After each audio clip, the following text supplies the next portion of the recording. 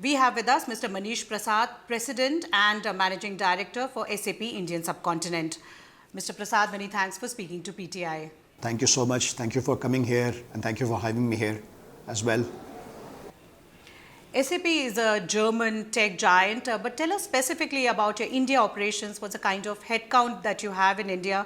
What are the functions and the operations, and how is India growing at this point of time? Look, we have been in this country for almost 3 decades now.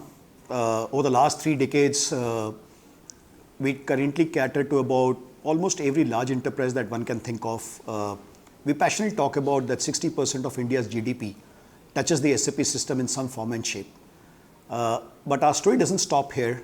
I think over the last few years, we have doubled on what we call as our mid-market segment. Today, if you look at it, about 8 of our 10 customers are essentially coming from the mid-market. We are doubling down on talent. You would have heard about the R&D capabilities that we have through SAP Labs, where a lot of product development, a lot of product engineering happens from India, where we take inputs from our Indian customers across the region in APJ, and even global, from a global footprint standpoint. A lot of focus on sustainability. AI is in the front and center of what we do. We probably came with this nomenclature of business AI simply because we think that the AI has to be relevant to business and for the social cause. Obviously, for us, the brand around sustainability, around growth, around prosperity of the overall society is equally important. So absolutely phenomenal story for us in India. Seems to be, and this market is obviously one of the fastest growing market for us. And we have some, phenomenal plans of growth, aligned with our customers' growth strategies that we have for this country. Let's zero in on your India growth story. How do you see the growth in India market that has panned out, and what factors are really driving sales for you here? Look, I think fundamentally the first thing that we're realizing that it's an inclusive growth, right? So we are not catering to one segment or a couple of industry verticals. I think it cuts across all the industry verticals. It touches almost every segment of the industry, right? It touches all the ecosystem, right? We are creating new partners who can kind of go and do the implementations of SAP products and solutions. So I think it's an extremely exciting place. We always say that India is the melting pot of innovation, scale, and execution, right? And I think you get a combination of all three as far as India market is concerned. So more inclusive growth and really bullish about what future entails for us. Let's talk about cloud. Where do you see market for cloud-based solutions? And with this big thrust on digital, are SMBs adopting technology more readily? Or do you still see gaps where you have to go and convince an SMB customer for making investments? Look, I don't think we have stopped selling. We are helping our customers buy the SAP platforms, right? I think that's the transition which has happened. Your point around cloud, I don't think cloud is a technology. I think it's a concept which provides elasticity, time to market, manages the workforce footprint of our customers in terms of the run part of the business, the change part of business. We clearly see that innovation at scale can be driven through cloud solutions. When you bring all these pieces together, I think the importance of cloud becomes extremely significant. What it means to our customers, if I give you an example, typically SAP spends billions of dollars on our R&D, right? But sometimes those capabilities don't reach to our customers. Cloud is a great way of being able to make sure that some of these capabilities that we are developing in our R&D centers reaches to our customers more effectively. Similarly, we talk a lot about business AI, right?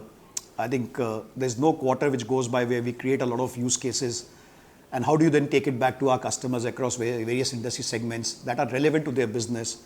That's another piece where cloud comes into play, right? So if you bring that pieces together, I think that's the principle of our customers adopting cloud. Specifically coming to your question on SMB, look, India is growing far faster than what one can imagine. And SMB continues to be a very important cog in that, right? And if you look at SMB on one side, they absolutely have to accelerate their growth. But at the bottom of this pyramid, they also need to make sure that they have a lot of talent available to accelerate that growth.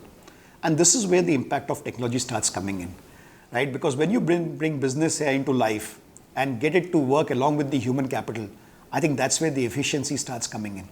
So it's all about scale, it's all about speed. And the only way by which SMBs can probably cater to that is through a combination of both. We were doing a recent survey in the country and we realized that about 96% of SMBs in India are willing to adopt AI at scale, at speed, which is simply phenomenal against the global average of about 91, 92 that we see in other markets. I'll come back to the SMB growth and the potential there. But before I do that, I wanted to understand from you, how does India stack up in your global, when you look at your global footprint, what kind of contribution comes from India, both in terms of the kind of work that you do here for your products, but also as a market. You said it is the fastest growing market for you. And I think you did also call it out during the quarterly numbers, the last quarterly numbers. You talked about India as one of the markets that's growing really well in cloud.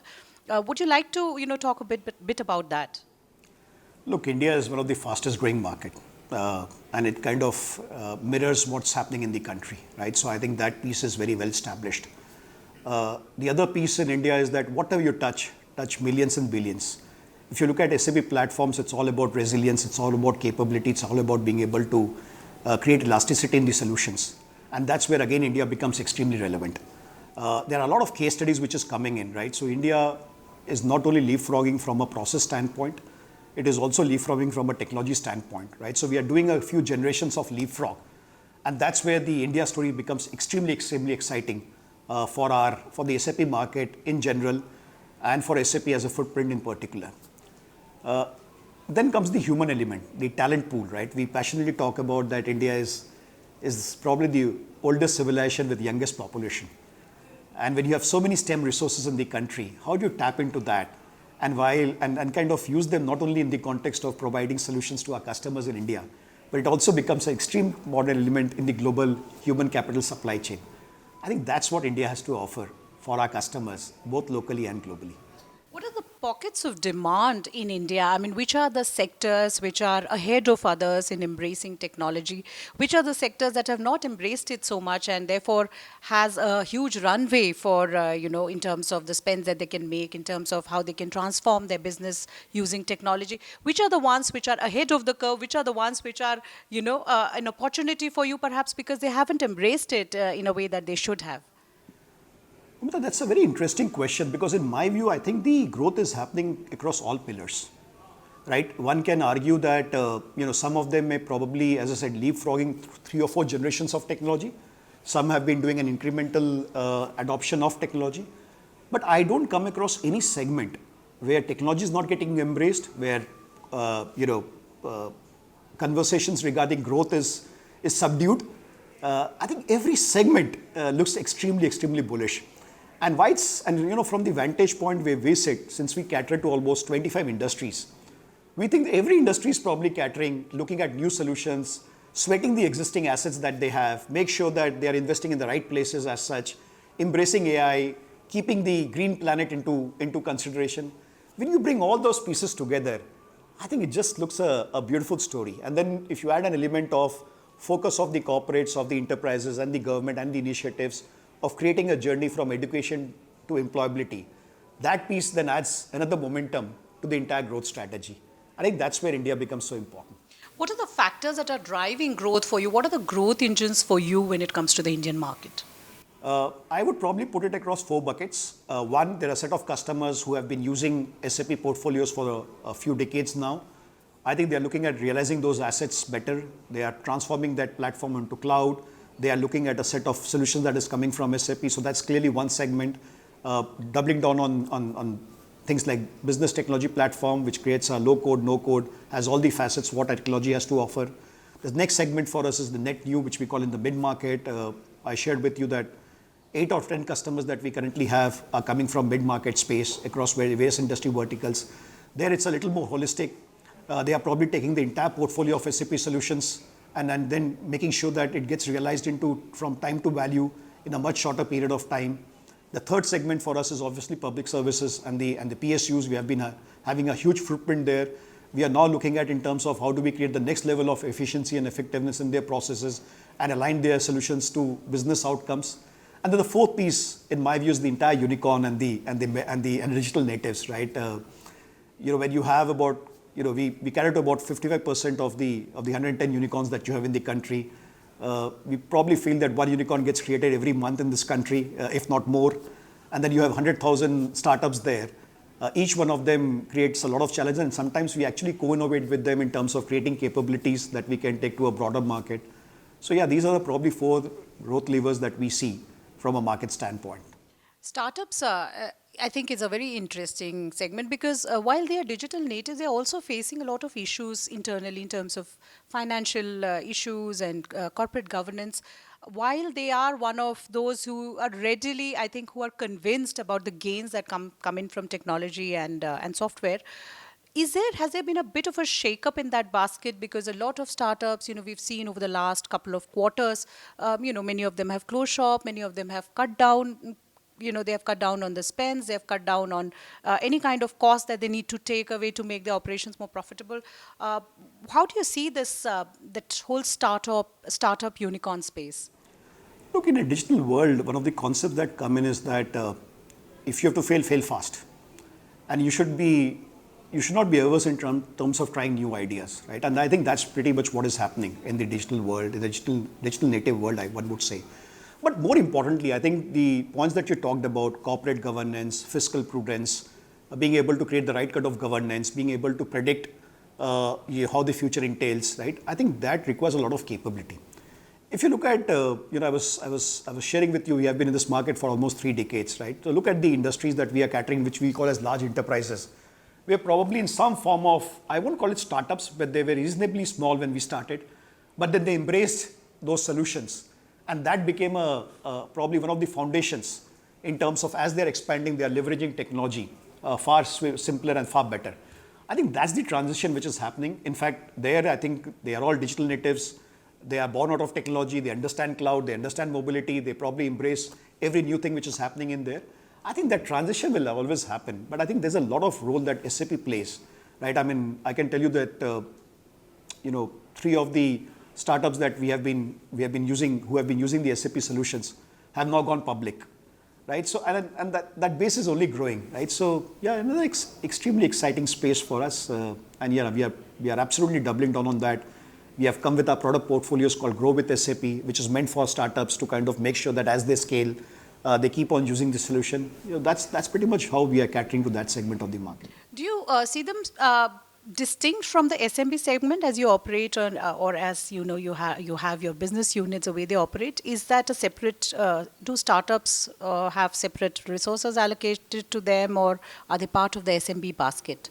Look, it's a combination of both. The lines are blurring, right? I mean, anything which is any startup also, or even in the mid market, the smaller ones, they are using technology. Now, you can't run your business without technology. So there is a lot of confluence which is happening between what we typically call as a startup vis-a-vis what we see in the mid market. From an industry verticalization standpoint, from the go-to-market standpoint, the way they want to cater the market, obviously there's a differentiation there. But yeah, the lines are blurring, and we have not created too much of differentiation. Obviously, we run digital natives as a separate unit as such, but I can clearly see that the lines are blurring in that space. What are your hiring plans for India, and what kind of investments would we see SAP making in the Indian market? Look, our investments are very much aligned with our growth strategy, right? So as we keep on expanding, obviously we are going to double down on our talent as well. More importantly, if you kind of realize with a lot of data privacy, data sovereignty which is being expected, we are actually doubling down in terms of, we have created 2 data centers, one on our human capital solutions, management solutions. The other was on the entire Ariba networks that we have created, right? So we are building data centers in India to cater to very specific requirements, regulatory requirements that are coming in from the government and the PSUs, and obviously the industry at large, given the impact on privacy and regulation. The tech market globally has been subdued over the last few quarters, and companies are scrutinizing the business benefits that they get from technology spends. When do you see a revival? Look, for us, a story a little different, right? Because I think we have always thought that SAP provides business applications, and it kind of fuels growth of the businesses, right? And to that effect, I think our sentiments in the market is a little different. And again, in the context of India, I can only tell you that the amount of customers who are coming back to us, look at this event, we have got so many registrations coming in, customers from all segments, all sectors have kind of come in. I think we are extremely, extremely bullish about the adoption of technology, about the consumption of technology in the country. And I think SAP and our partner ecosystem has enough to cater to the market requirements. Is the India market behaving a bit differently from what you see globally because of these entire macro indicators playing out globally, the inflation, the geopolitical conflicts versus India? Do you see that more as as an area which is still growing? 7.2% is a great growth rate to have for a fiscal. That is something that India is looking at. Do you see India market right now a bit distinctly from how the global markets are behaving? Oh, absolutely. I mean, I don't think there's any doubt about it, right? I mean, you look at we passionately talk about that 60 to 65% of our GDP gets consumed internally. That brings in so much of resiliency from a market standpoint. I passionately talk about that as we are marching from a 3.7 trillion to about 5 trillion and then to 7 trillion. I think we are going to accomplish what we have accomplished in the last 20 years in the next 5 to 7 years, right? Which essentially means that we are growing by 3x, 4x, 5x. And which essentially means that you then have to accelerate that in terms of talent, in terms of technology, in terms of ecosystem. I think the entire ecosystem is coming together. You need to also make sure that this growth is keeping green into mind, right? So green, we have to make sure that our planets are sustainable, right? So if you bring all those combinations together, tell me which other market on this planet has so much to offer, which country has so much to offer, and which is what our theme for this SAP now is. It's about, look, we have always realized that this is an incredible country. We are now moving into an inevitable powerhouse, and I think that's the opportunity that all of us have, and we are truly blessed to be a part of this country at this point of time. When you say powerhouse in what all areas? Where do you see us taking the lead?